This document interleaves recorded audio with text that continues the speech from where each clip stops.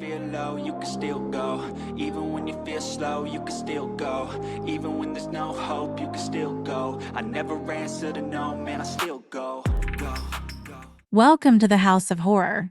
This is where two children 7 and 9 years old escaped a living situation in Milwaukee that a prosecutor said was like something out of a horror movie.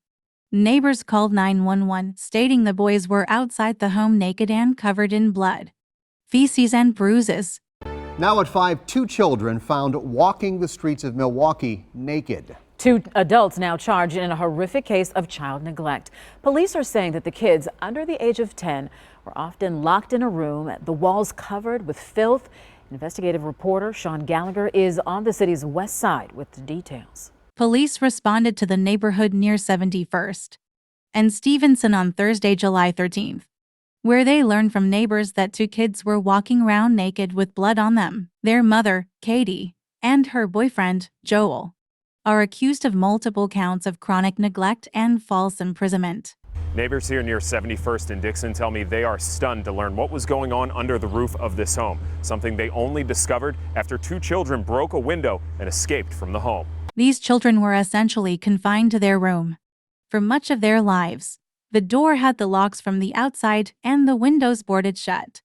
Prosecutor Mallory Davis said during a court hearing. Prosecutor Mallory Davis also said, "I have finally been able to view videos and photographs of the home, and I can tell you that almost every inch of their walls was covered in human feces." On a Thursday afternoon, very disturbing. Rick Ader says he was coming around the corner when 2 children ran out into the street. It said we thought they were wearing costumes at first, because the hair was so long, it looked like it was they were wearing wigs. And when I get a closer look at them, I looked at my wife. I says, "Them are not costumes," because we saw a bunch of red marks on them, and they had no clothes. Those 2 children, both under the age of 10, had marks and bruises, and police say their hair was full of matted feces. 911 was called. 219 North 71 Street.